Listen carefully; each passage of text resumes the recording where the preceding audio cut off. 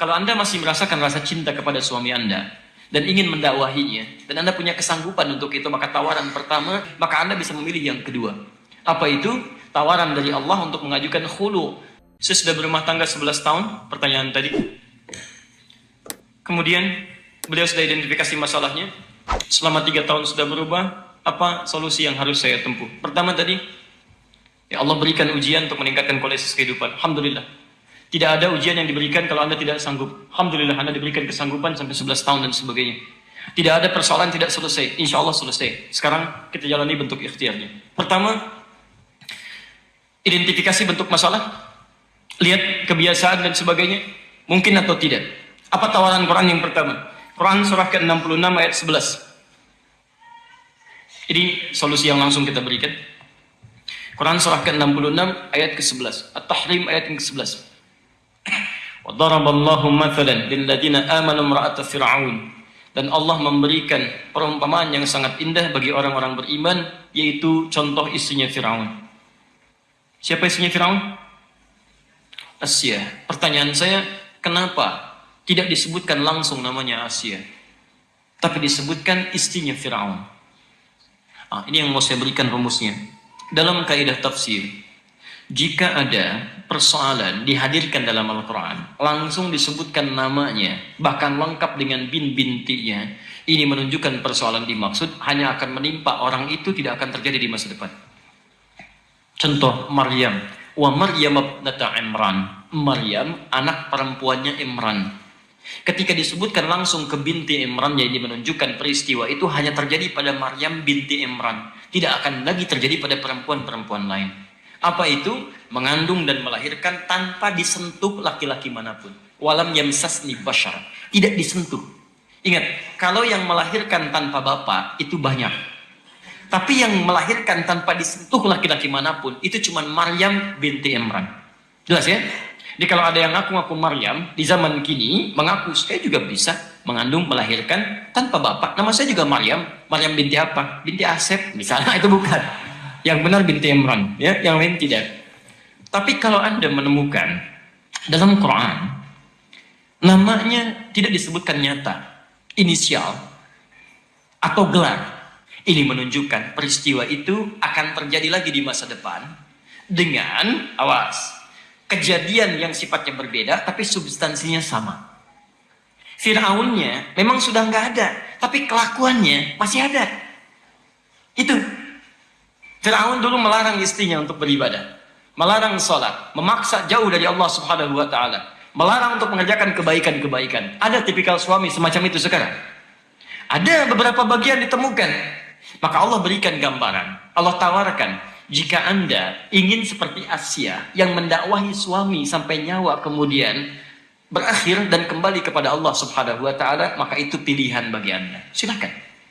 Dan dia katakan, ya Allah, saya ingin tukar perjuangan saya ini dengan surga di akhirat.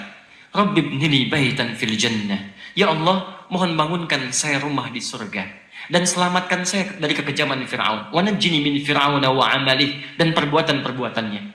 Selamatkan saya. Artinya apa? Ketika dia mengatakan selamatkan saya, dalam riwayat disebutkan pada saat itu sudah sampai pada puncaknya. Dia dakwahi Fir'aun, dia sampaikan saya berubah jadi Islam, saya ikuti Musa dan sebagainya. Kemudian Fir'aun murka sebesar-besarnya ingin meninggalkan dia, memaksa dia meninggalkan keyakinannya, lalu diancam. Saya ancam kamu dengan, maaf, siksaan yang tidak wajar. Digelindingkan batu besar, dia diikat dan diancam akan dihancurkan pada saat itu. Maka dia berjuang sampai titik darah penghabisannya, sampai ajalnya kembali kepada Allah Subhanahu wa Ta'ala, dan dia bermohon kepada Allah, ya Allah, mohon tukar perjuangan saya dengan surga, ya Allah. Tukar dengan surga. Kalau Anda masih merasakan rasa cinta kepada suami Anda dan ingin mendakwahinya, dan Anda punya kesanggupan untuk itu, maka tawaran pertama, silahkan Anda memilih seperti Asya. Dakwahi dia, kemudian Anda berjalan dalam hadapan Allah Subhanahu wa Ta'ala, dan Anda hadirkan kedekatan kepada Allah Subhanahu wa Ta'ala, berlindung kepadanya, dan Anda yakinkan kepada Allah, memang saya dititipkan seperti ini, mungkin surga saya ada di sini. Saya ikuti, saya ajak dia, saya sampaikan, ketika dia melarang saya sholat, saya tetap sholat, ya, dengan cara-cara yang mungkin ada kebaikan-kebaikan di dalamnya. Malam Anda tahajud, memohon kebaikan kepada Allah Subhanahu wa Ta'ala, dan sebagainya.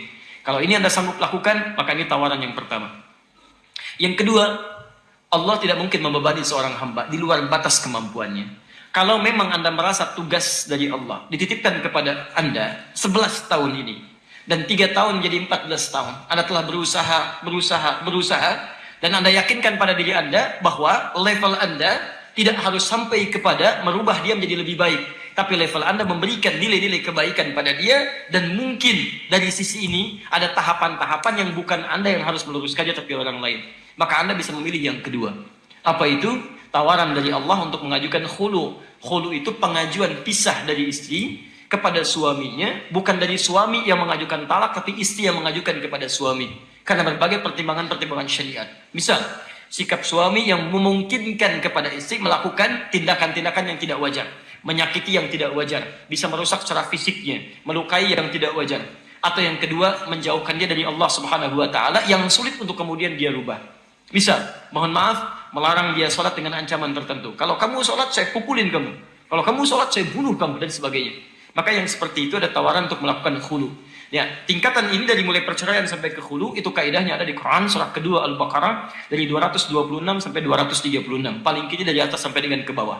Sifat khulu itu artinya Anda mengajukan kemudian mahar yang telah diberikan oleh suami, kemudian dikembalikan kepada suami, dan diajukan lewat hakim, nanti hakim memutuskan untuk ada perpisahan di dalamnya.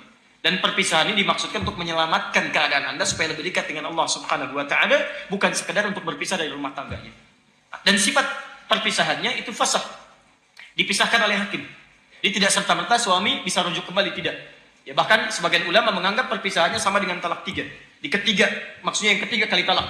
Tidak boleh langsung bersatu lagi, kecuali salah satunya menikah dengan yang lainnya dan ada unsur tobat di dalamnya. Paham ya? Jadi dari dua hal ini saya menganjurkan kepada Anda yang pertama untuk berikhtiar dulu bermunajat kepada Allah Subhanahu wa taala. Minta kepada Allah supaya diberikan petunjuk untuk bisa memberikan yang terbaik dalam kehidupan, bersabar dalam menjalani ujian. Kalau memang Anda sudah berusaha, berikhtiar dan sebagainya, namun demikian tetap kesulitan Anda untuk beribadah dan sulit Anda mendekat kepada Allah, dan sifat Anda sudah berubah tugas dalam kehidupan, maka cobalah beristikharah. Kalau Allah memberikan jalan kepada Anda untuk berpisah dari suami Anda, maka Anda bisa mengajukan khulu, yang dengan itu Anda bisa lebih dekat dengan beribadah kepada Allah Subhanahu wa taala. Saya bermohon kepada Allah supaya Anda diberikan solusi kebaikan-kebaikan, dan semoga dengan itu kebaikan Anda lebih baik dalam pandangan Allah Subhanahu wa taala.